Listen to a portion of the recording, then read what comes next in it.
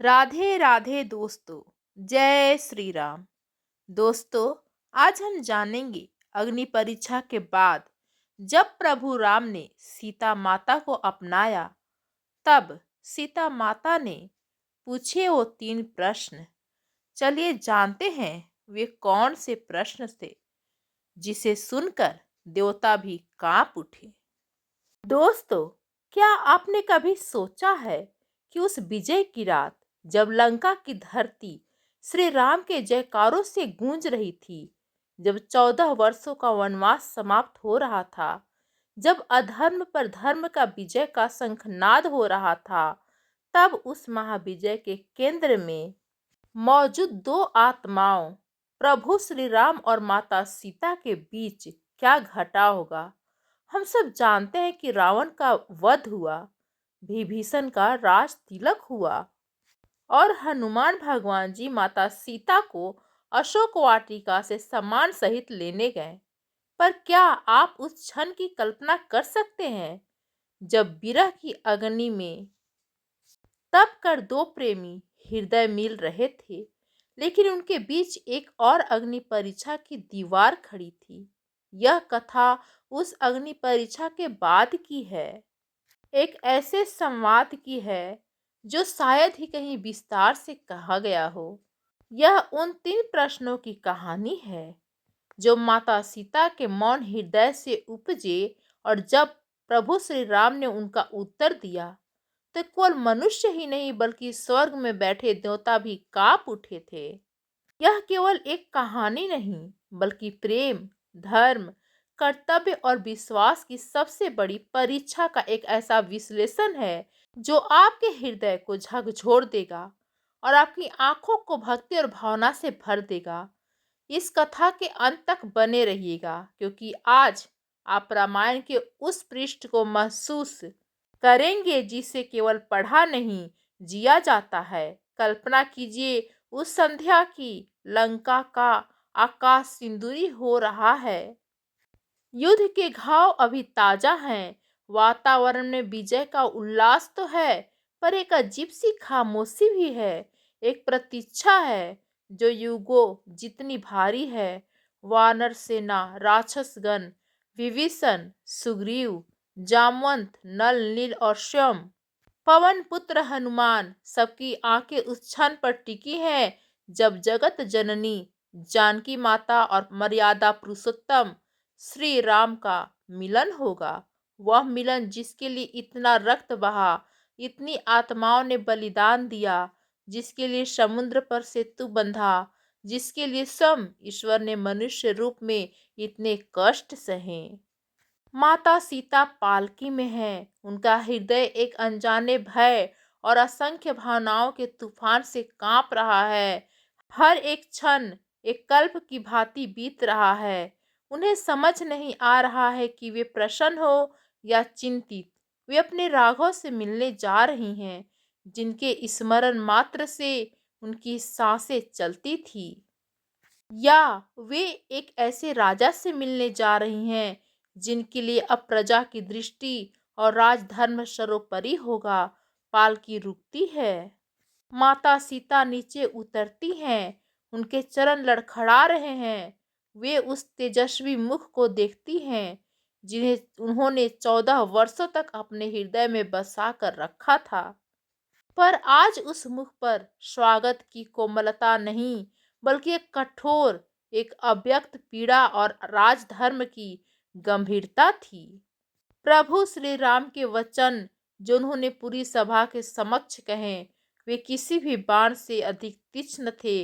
वे शब्द केवल सीता के कानों में नहीं, बल्कि वहां उपस्थित हर एक प्राणी के हृदय में शूल की तरह चुभ गए। प्रभु ने कहा कि यह युद्ध उन्होंने अपने कुल के सम्मान के लिए लड़ा था, रावण द्वारा किए गए अपमान का प्रतिशोध लेने के लिए लड़ा था, न कि सीता को वापस पाने के लिए। उन्होंने कहा कि रावण के घर में रही स्त्री को वे स्वीकार नहीं कर सकते, क्योंकि इससे रघुकुल की कृति पर कलंक लगेगा। यह सुनते ही जैसे ब्रह्मांड एक क्षण के लिए ठहर गया। हनुमान जी की आंखों में जल भर आया, लक्ष्मण जी का मस्तक क्रोध से झुक गया। सुग्रीव और विभीषण अवाक रह गए और माता सीता वे तो जैसे पाषाण की मूर्ति बन गई। उनके कानों को विश्वास नहीं हो रहा था कि ये वही राघव हैं जिनके प्रेम के विश्वास पर उन्होंने अशोक वाटिका के हर क्षण को काटा था। यह पीड़ा असहनीय थी, यह अपमान मृत्यु से भी भयंकर था। और तब उसी क्षण माता सीता ने अपने सतीत्व का, अपने प्रेम का, अपनी आत्मा की पवित्रता का सबसे बड़ा प्रमाण देने का निर्णय लिया। उन्होंने लक्ष्मण जी को ऐसी आज्ञा दी जिसे सुनकर पूरी सभा कांप उठी। लक्ष्मण, मेरे लिए चिता तैयार करो। मैं इस मिथ्या कलंक के साथ जीवित नहीं रहना चाहती। जब मेरे स्वामी ने ही मुझे भरी सभा में त्याग दिया है तो मेरे लिए अग्नि समाधि एकमात्र मार्ग है। लक्ष्मण, जो अपनी मां समान भाभी पर एक शब्द भी नहीं सुन सकते थे, आज अपनी ही भ्राता के मौन संकेत पर उनके लिए चिता तैयार कर रहे थे। उनकी आत्मा रो रही थी, उनके हाथ कांप रहे थे, पर वे विवश थे। चिता धधक उठी, अग्नि की लपटें आकाश को छूने लगी, जैसे वे भी इस अन्याय पर क्रोधित हों। माता सीता ने उस धधकती चिता की परिक्रमा की। उन्होंने अपने मन में प्रभु श्री राम के उसी रूप का ध्यान किया जो उनके हृदय में बसता था, और यह कहते हुए कि यदि मेरा हृदय, मेरा मन, मेरा कर्म और मेरा वचन एक क्षण के लिए भी राघव से दूर न हुआ हो तो हे अग्निदेव, आप मेरी रक्षा करें। वे उस अग्नि में समा गईं। एक पल के लिए सब कुछ शांत हो गया, हाहाकार मच गया। वानर सेना विलाप करने लगी। ऐसा लगा जैसे धर्म की ही चिता जल रही हो। पर तभी एक चमत्कार हुआ। अग्नि की लपटें शीतल हो गईं। वे कमल की पंखुड़ियों की तरह खिल उठीं और स्वयं अग्निदेव अपने साकार रूप में माता सीता को अपनी गोद में लेकर उस चिता से बाहर प्रकट हुए। माता सीता का तेज करोड़ों सूर्यों से भी अधिक था। उनके वस्त्र वैसे ही थे, उनके पुष्प वैसे ही थे। अग्नि उन्हें स्पर्श तक नहीं कर पाई थी। अग्निदेव ने प्रभु श्री राम से कहा, हे राम, यह आपकी जानकी हैं, यह परम पवित्र हैं। इनके मन में, इनकी आत्मा में कोई पाप नहीं है, कोई दोष नहीं है। इन्हें स्वीकार करें। उस समय ब्रह्मा, शिव और सभी देवता प्रकट हुए और उन्होंने प्रभु श्री राम को उनके वास्तविक नारायण स्वरूप का स्मरण कराया और कहा कि यह लीला लोकापवाद के भय को शांत करने और सतीत्व का एक महान आदर्श स्थापित करने के लिए आवश्यक थी। प्रभु श्री राम के मुख पर अब संतोष का भाव था। उन्होंने आगे बढ़कर माता सीता का हाथ थाम लिया। उन्होंने कहा, सीते, मैं तो तुम्हारी पवित्रता को जानता था। जैसे सूर्य से उसकी प्रभा को कोई अलग नहीं कर सकता, वैसे ही तुमसे तुम्हारी पवित्रता को कोई अलग नहीं कर सकता। किंतु इस संसार को प्रमाण चाहिए था और तुमने आज प्रेम और पवित्रता का वह प्रमाण दिया है जो युगों युगों तक गाया जाएगा। सभा में पुनः जयकारे गूंजने लगे। ऐसा लगा जैसे उत्सव लौट आया है। पर क्या सच में सब कुछ सामान्य हो गया था, या प्रश्नों का आरंभ अब हुआ था?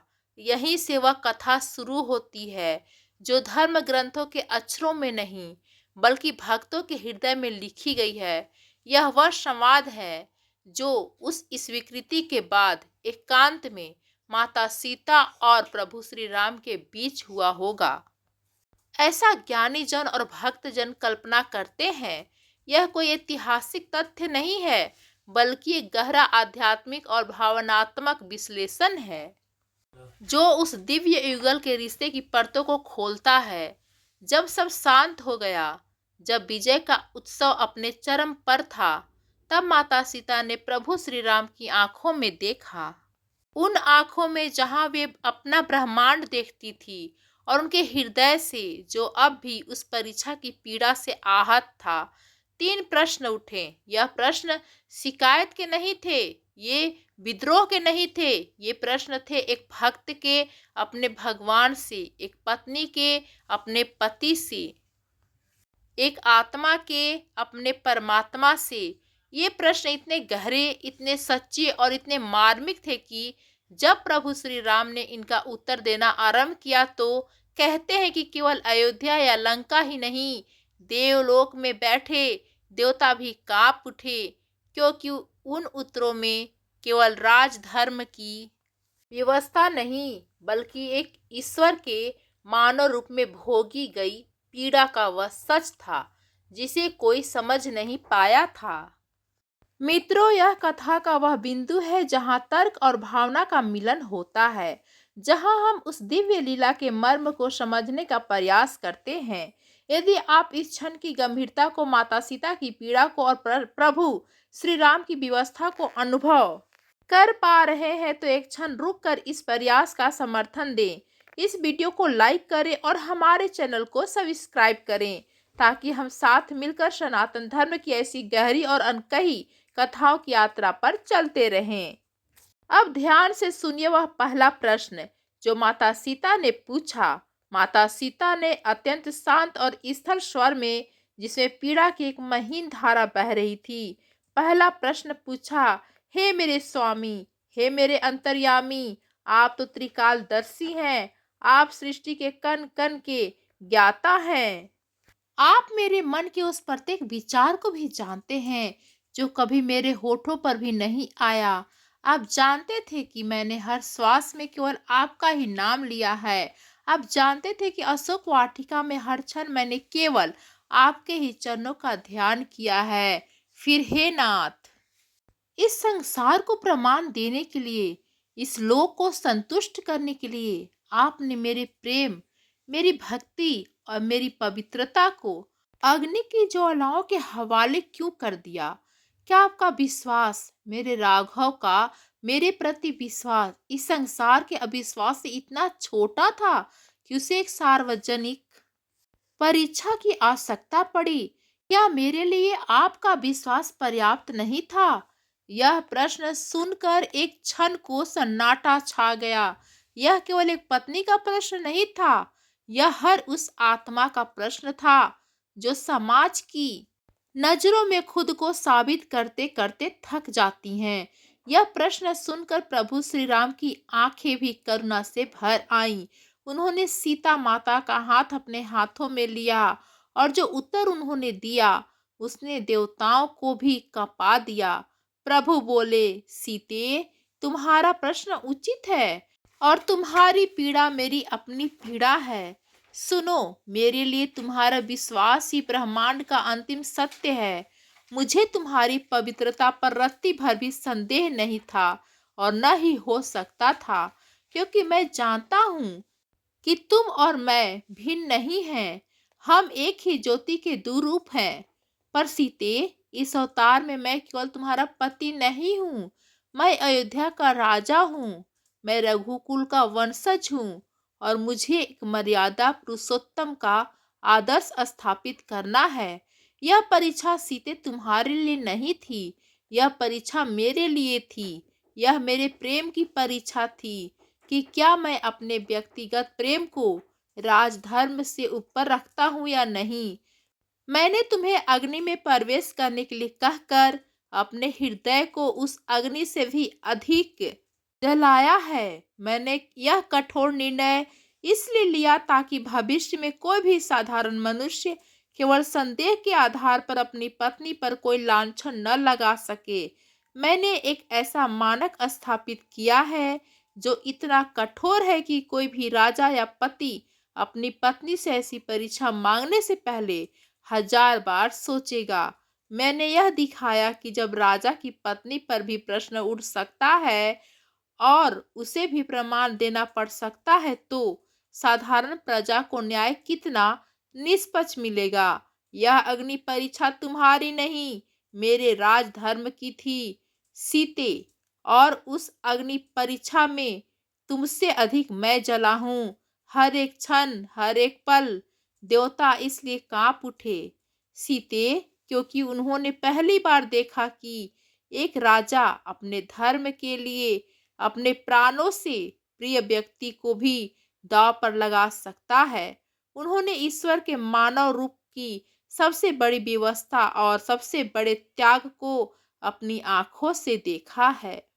वे इसलिए कांप उठे क्योंकि उन्होंने धर्म की स्थापना की कीमत को पहचाना, जो प्रेम की बलिदान से चुकाई जाती है। यह उत्तर सुनकर माता सीता की आंखों में अश्रु बह निकले। यह आंसू दुख की नहीं बल्कि अपने राघव के हृदय की पीड़ा को समझने के थे। उन्हें समझ में आया कि राम का कष्ट उनसे कहीं अधिक गहरा था, पर उनके मन में अभी भी एक और शंका थी, एक और प्रश्न था जो उत्तर मांग रहा था। और उन्होंने अपना दूसरा प्रश्न पूछा, हे रघुनंदन, मैं आपके उत्तर को स्वीकार करती हूँ। मैं आपके राजधर्म के बोझ को समझती हूँ, पर मेरा एक और प्रश्न है। यदि मेरे चरित्र पर लंका में रहने के कारण भविष्य में प्रश्न उठना ही था, यदि लोकापवाद का भय इतना ही बड़ा था, तो फिर इस महाविनाशकारी युद्ध का प्रयोजन ही क्या था? इस युद्ध में असंख्य वानर मारे गए, राक्षस कुल का विनाश हुआ, समुद्र पर सेतु बना, प्रकृति का संतुलन बिगड़ा। इतना सब कुछ किस लिए? क्या यह युद्ध केवल एक राजा के अपरिहर्त सम्मान को वापस पाने के लिए था, या यह एक पति का अपनी पत्नी के प्रति अटूट प्रेम और विश्वास का परिणाम था? यदि अंत में विश्वास को भी प्रमाण की अग्नि से गुजरना ही था, तो इस युद्ध की क्या सार्थकता रह गई? यह प्रश्न और भी गहरा था। यह युद्ध के औचित्य पर ही सवाल उठा रहा था। यह राम के पूरे अभिमान के उद्देश्य पर एक प्रश्न चिन्ह लगा रहा था। इस प्रश्न की गंभीरता को देखकर देवगण भी चिंतित हो गए। तब प्रभु श्री राम ने एक गहरी सांस ली और बोलना आरंभ किया। उनका स्वर शांत पर दृढ़ था। जानकी, तुम्हारा यह प्रश्न युद्ध के उद्देश्य को लेकर है, और इसका उत्तर हर युग के शासक और मनुष्य को समझना आवश्यक है। सुनो, यह युद्ध केवल तुम्हें यानी मेरी पत्नी को रावण की कैद से छुड़ाने के लिए नहीं था। यदि यह केवल एक व्यक्तिगत लड़ाई होती तो मैं शायद कोई और मार्ग अपनाता, पर यह युद्ध व्यक्तिगत था ही नहीं। यह युद्ध था धर्म और अधर्म के बीच। यह युद्ध था मर्यादा और अमर्यादा के बीच। यह युद्ध था प्रकृति और विकृति के बीच। रावण का तुम्हें हर ले जाना केवल स्त्री का अपहरण नहीं था, वह अधर्म की उस पराकाष्ठा का प्रतीक था जहां दूसरे की पत्नी पर बुरी दृष्टि डालना, बल का दुरुपयोग करना और अपनी शक्ति के अहंकार में जीना ही धर्म बन गया था। रावण ने केवल तुम्हारा अपहरण नहीं किया था, उसने ऋषियों को सताया, देवताओं को अपमानित किया और पृथ्वी पर आतंक का साम्राज्य स्थापित किया।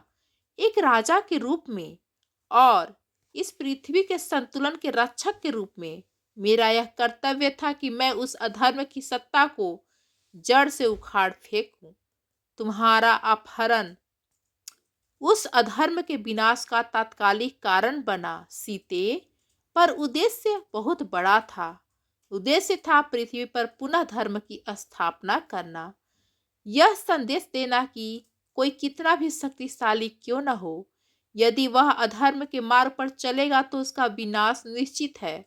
युद्ध तुम्हारे लिए मेरे प्रेम का प्रमाण तो था ही, पर इससे भी बढ़कर यह धर्म के प्रति मेरी प्रतिबद्धता का प्रमाण था। तुम्हें वापस पाना उस धर्म की स्थापना के यज्ञ की एक महत्वपूर्ण आहुति थी, पर यज्ञ का उद्देश्य तो समग्र मानवता का कल्याण था। देवता इसलिए कांपे सीते क्योंकि उन्होंने मेरे इस उत्तर में मेरे राजा और मेरे नारायण दोनों रूपों का समन्वय देखा। उन्होंने समझा कि मेरा हर कार्य व्यक्तिगत भावनाओं से परे एक बृहद, एक सार्वभौमिक उद्देश्य के लिए होता है। उन्होंने पहचाना कि एक अवतार का प्रेम भी अनंतः धर्म की स्थापना का एक माध्यम ही होता है। माता सीता अब शांत थी। उनके मन की दोनों बड़ी शंकाओं का समाधान हो गया था। उन्होंने अपने राघव पर, अपने राजा पर, अपने ईश्वर पर गर्व हो रहा था। उन्होंने उस महान आत्मा के आगे सिर झुका दिया जो व्यक्तिगत सुख दुख से कितना ऊपर उठकर पूरी सृष्टि के लिए सोच रहा था। पर अभी भी एक अंतिम प्रश्न था, एक बहुत ही मानवीय, एक बहुत ही कोमल और हृदय को चीर देने वाला प्रश्न। यह प्रश्न तर्क का नहीं, भावना का था। और कांपते होठों से अपनी आंखें झुकाकर माता सीता ने पूछा, हे मेरे प्राणनाथ, मैं समझ गई आपके हर निर्णय के पीछे के धर्म को, आपके हर कष्ट के पीछे की करुणा को। पर अब बस एक अंतिम प्रश्न। यह प्रश्न एक पत्नी का है, एक स्त्री का है। हे रघुनंदन, एक क्षण के लिए, बस एक क्षण के लिए यह मान लीजिए कि यदि मैं उस अग्नि में भस्म हो जाती, यदि अग्निदेव मेरी रक्षा के लिए प्रकट न होते, यदि मेरा शरीर उन ज्वालाओं में जलकर राख हो जाता, तो क्या होता? क्या संसार एक तथाकथित अपवित्र सीता की मृत्यु पर संतोष कर लेता और आप अपनी मर्यादा में पूर्ण रूप से स्थापित हो जाते? क्या मेरे बिना आपका जीवन, आपकी अयोध्या, आपका राजधर्म सब पूर्ण हो जाता? बस यह बता दीजिए, यदि मैं न बचती तो आप क्या करते? यह प्रश्न पूछते पूछते माता सीता का गला रूंध हो गया। यह प्रश्न एक खंजर की तरह था जो सीधे प्रभु श्री राम के हृदय में उतर गया। उनकी शांति मुख मुद्रा पर पीड़ा की असंख्य लहरें दौड़ गई। उनकी आंखें जो अब तक शांत थी, उनमें एक तूफान उमड़ आया। और उन्होंने जो उत्तर दिया उसे सुनकर केवल देवता ही नहीं बल्कि पत्थर भी पिघल गए होंगे। प्रभु श्री राम ने सीता माता को अपने हृदय से लगा लिया और उनके कानों में कहा, सीते, सीते, तुमने यह क्या पूछ लिया? तुम यह कैसे सोच ली? क्या तुम नहीं जानती कि तुम्हारे बिना राम का अस्तित्व ही क्या है? जिस क्षण मैंने तुम्हें अग्नि में प्रवेश करते देखा, उस क्षण यदि मेरे शरीर ने अपनी मर्यादा नहीं तोड़ी, तो इसका कारण केवल मेरा राजधर्म का बंधन था। पर मेरी आत्मा तो तुम्हारे साथ ही उस चिता पर बैठी थी। सीते, अग्नि तुम्हें क्या जलाती? अग्नि तो स्वयं तुमसे पवित्रता और शीतलता पाती है। यह संभव ही नहीं था कि अग्नि तुम्हें स्पर्श भी कर पाती, क्योंकि तुम स्वयं अग्नि की आत्मा हो, तुम शक्ति हो, तुम प्रकृति हो। पर सुनो सीते, यदि जैसा तुमने कहा एक क्षण के लिए भी ऐसा अनर्थ हो जाता, यदि ब्रह्मांड के नियम पलट जाते और अग्नि अपना धर्म भूल जाती, तो राम भी अपना धर्म भूल जाता। उसी क्षण यह राम भी उसी चिता में कूदकर अपने प्राण त्याग देता। मेरे लिए न अयोध्या का कोई अर्थ रहता, न इस राज सिंहासन का, न ही इस जीवन का। तुम्हारे बिना राम केवल एक शरीर है, एक नाम है। आत्मा तो तुम हो। सीते, यह अयोध्या, यह राज्य, यह विजय, यह सब कुछ तुम्हारे लिए ही तो है। तुम्हारे बिना इस सृष्टि का कोई मोल नहीं। मैं राजा राम बाद में हूँ, पहले मैं तुम्हारा राम हूँ। देवता इसलिए कांप उठे, सीते, क्योंकि उन्होंने मेरे भीतर के उस श्वास प्रेमी को देख लिया जो अपने प्रेम के लिए समस्त धर्मों, समस्त लोकों और समस्त मर्यादाओं को एक क्षण में त्याग सकता है। उन्होंने ईश्वर के उस रूप को देखा जो अपनी शक्ति के बिना अधूरा है। उन्होंने राम के हृदय में बसी सीता की उस शक्ति को पहचाना जिसके बिना राम राम नहीं है। यह सुनकर माता सीता की सारी पीड़ा, सारा संशय, सारा दुख धुल गया। वे अपने राघव के हृदय से लगकर बस रोती रहीं। पर ये आंसू अब आनंद के थे, पूर्णता के थे, उस प्रेम की गहराई को समझ लेने के थे जो हर परीक्षा, हर संदेह और हर युग से परे था। उस दिन केवल माता सीता की अग्नि परीक्षा नहीं हुई थी, उस दिन राम के प्रेम और उनके धर्म दोनों की परीक्षा हुई थी, और दोनों ही उस परीक्षा में सफल हुए थे। यह कथा हमें यह सिखाती है कि दिव्य प्रेम केवल सुख का साथी नहीं होता, वह पीड़ा और त्याग की अग्नि में तप कर ही कुंदन बनता है। यह हमें सिखाती है कि कर्तव्य और प्रेम के बीच संतुलन साधना ही मानव जीवन की सबसे बड़ी चुनौती है, और यह हमें विश्वास दिलाती है कि सच्चा प्रेम हर परीक्षा से परे होता है, उसे किसी प्रमाण की आवश्यकता नहीं होती। कुछ लोग रामचरितमानस के उस प्रसंग का भी उल्लेख करते हैं जहां प्रभु श्री राम ने रावण द्वारा सीता हरण की लीला से पहले ही माता सीता के वास्तविक स्वरूप को अग्निदेव को सौंप दिया था और उनके स्थान पर एक माया सीता या छाया सीता को रख दिया था। इस दृष्टिकोण के अनुसार अग्नि परीक्षा वास्तव में उस माया सीता को अग्नि में विलीन कर वास्तविक सीता को पुनः प्रकट करने की एक दिव्य योजना थी।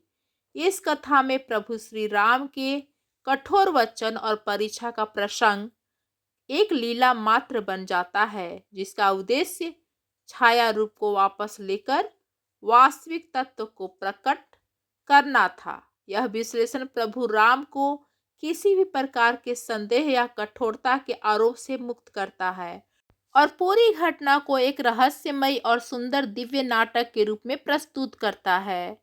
वाल्मीकि रामायण में यह प्रसंग अधिक मानवीय और पीड़ादायक रूप में वर्णित है, जहां राम लोकापवाद के भय से सीता से कठोर वचन कहते हैं और सीता माता स्वयं अपनी पवित्रता सिद्ध करने के लिए अग्नि में प्रवेश का निर्णय लेती हैं। दोनों ही कथाओं का सार एक ही है, सीता माता की पवित्रता और राम का उनके प्रति अगाध प्रेम, भले ही उसे व्यक्त करने का मार्ग भिन्न हो। यह तीन प्रश्नों की कथा, भले ही यह किसी मूल ग्रंथ में शब्दः न मिले, यह हमें उस महान गाथा के मनोवैज्ञानिक और आध्यात्मिक पहलुओं पर चिंतन करने का अवसर देती है। यह हमें पात्रों के मन की गहराइयों में उतरने और उनके निर्णयों के पीछे छिपे धर्म, पीड़ा और प्रेम को समझने में सहायता करती है। यह दिखाती है कि राम और माता सीता का रिश्ता कितना बहुआयामी था, जहां वे ईश्वर और भक्त भी थे, राजा और प्रजा भी थे, और पति पत्नी भी थे, और इन सभी रिश्तों की मर्यादाओं का एक साथ निभाना ही उनकी सबसे बड़ी लीला थी। तो अगली बार जब जब आप अग्नि परीक्षा के प्रसंग को पढ़े या सुने, तो उसे केवल एक स्त्री के अपमान या एक राजा की कठोरता के रूप में न देखें, बल्कि उसे राम और सीता दोनों द्वारा धर्म की स्थापना के लिए किए गए एक महान आत्म बलिदान के रूप में देखें। उसे एक ऐसे दिव्य प्रेम की गाथा के रूप में देखें जो लौकिक परीक्षाओं से गुजर कर भी अलौकिक बना रहता है।